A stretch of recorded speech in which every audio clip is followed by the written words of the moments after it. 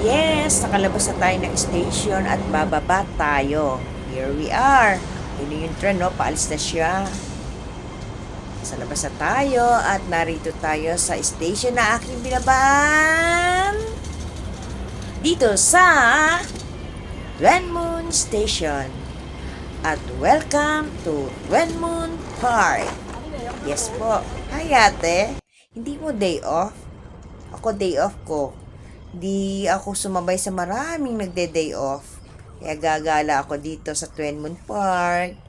Bakit ko po dito naisipang pumunta sa Tuen Park? Maluwag po ito, malaki. Kasi kaya dito ko naisipan pumunta dahil makakalanghap ka ng fresh air. At maririnig mo ang huni ng mga ibon. O, ayan sila oh. Bungad pa lang yan. Hindi pa tayo nasa gitna at dulo. So, dito sa park na to, masarap pumunta. Diba?